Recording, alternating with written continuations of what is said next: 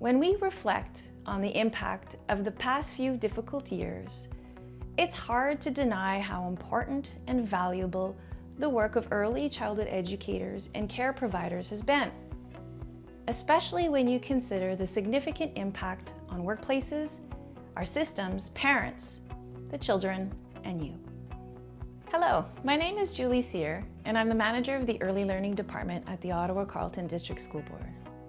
I'm honored to host Self-Care at Work, a video featuring the wisdom of child psychiatrist, author, and ECE advocate, Dr. Jean Clinton. Boy, oh boy, what a time this has been. We're living in what Dan Siegel, one of my heroes, talks about as VUCA times. So, and you know exactly what he's talking about because they are volatile, they're uncertain, they're complex, and ambiguity, uncertainty, not knowing what's coming next, that is the world that we're living in. So what does it mean? As professionals, it's really time to think about building a new way. But in order to live and deal with VUCA times, we really need to be thinking about not the weekend away, but what am I going to do for self-care in my everyday work? It's so hard, people think self-care means selfish.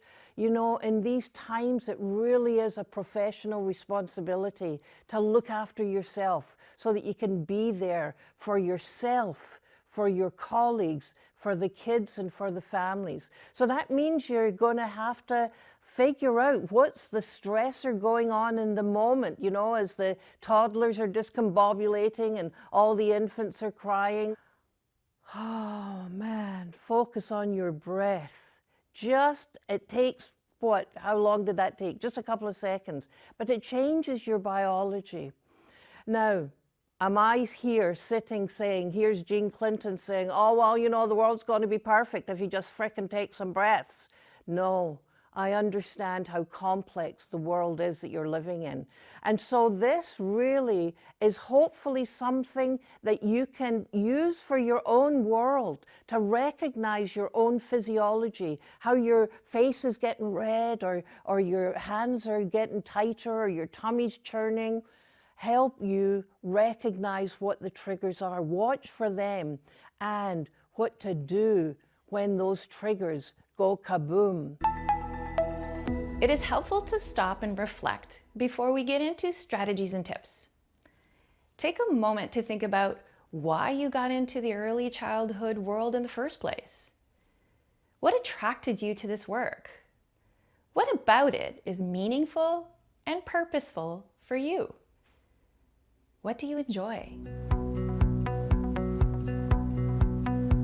What we know about looking after your own mental and emotional health is that you have to do some thought replacement, if you like. You have to be recognizing now is a moment, but there are so many other moments that I need to pull in and wrap around me for when the times have been good. But the reality is you have been working your little hands and feet and other body parts off, and you have not been valued for the work that you've done. And so many of you are feeling what's called compassion fatigue. It's really, really hard to find the strength within you to keep on going. So here are some practical things to think about. One is give yourself permission to take breaks. Now, a break doesn't mean that you go off for half an hour. No, not in the world of the early years. But give yourself mental moments, brain breaks. Take in micro seconds of saying, I am going to be fully present in the moment that I am in now. Now is the only moment. Focus on that. And then you can get on with the rest of your day. The other thing is grounding techniques. And that is to stop as you're feeling this fluster or whatever your trigger is, whether it's fluster, whether it's heat, that you stop and say, okay, right now, I am going to find 5 things that I can see and I'm going to name them. I'm going to see 4 things that I can smell or touch. These are grounding techniques. They bring you from that frenzied non-focus to a complete focus. And that really helps you.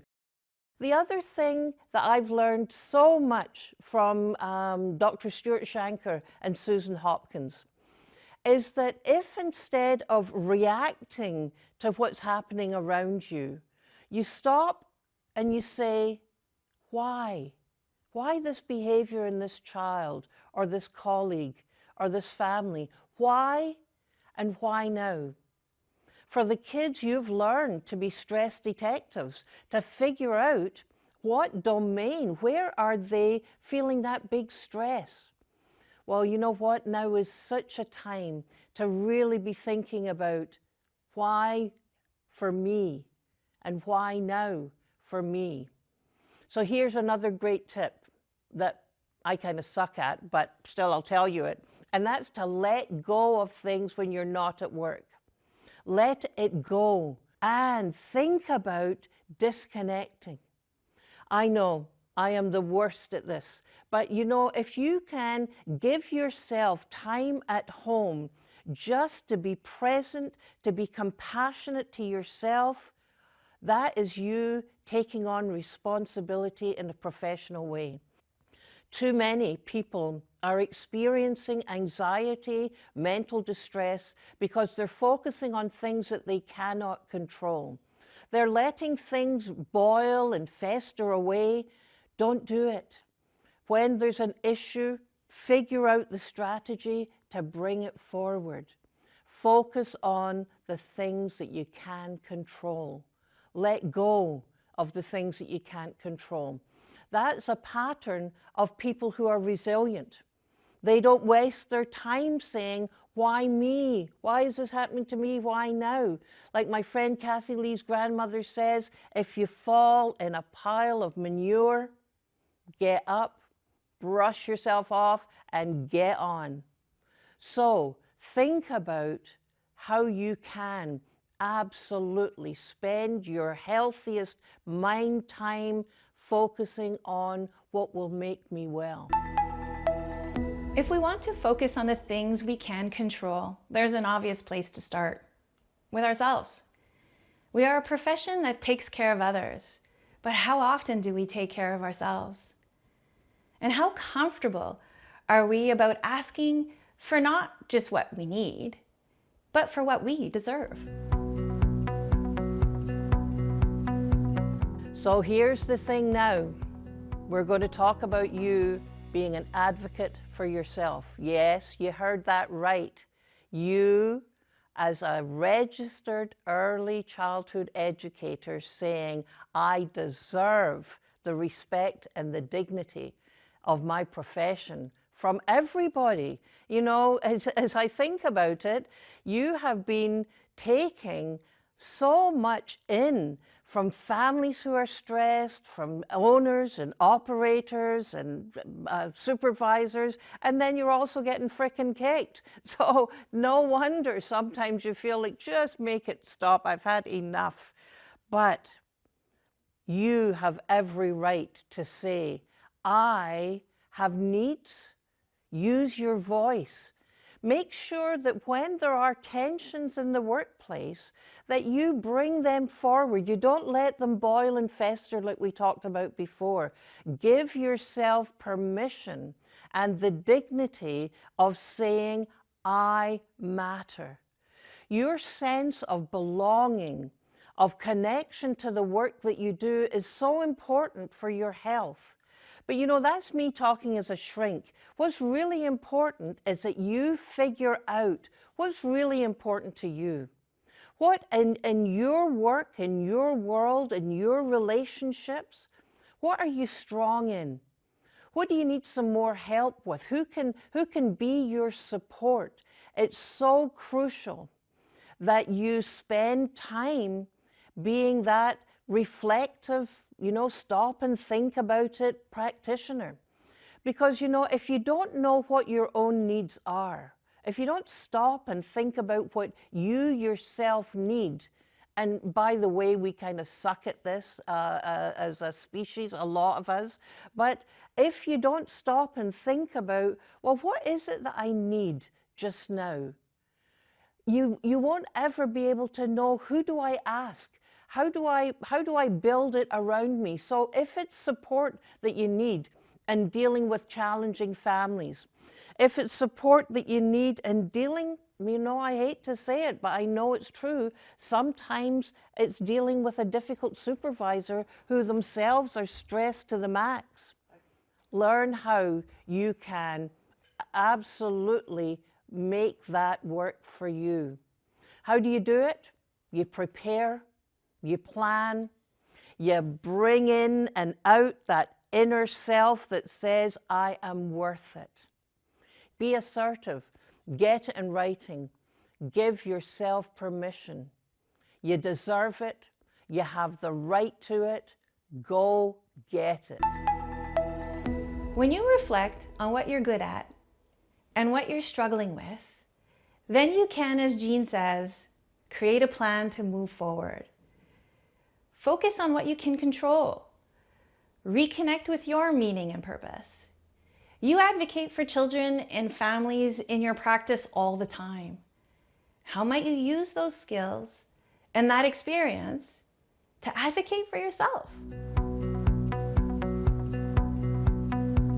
So we've talked about self-advocacy. Now let's talk about advocating for the profession. So let me give you my thoughts on that. You know, even though I said in the last little clip that you're going to be thinking about your own strengths.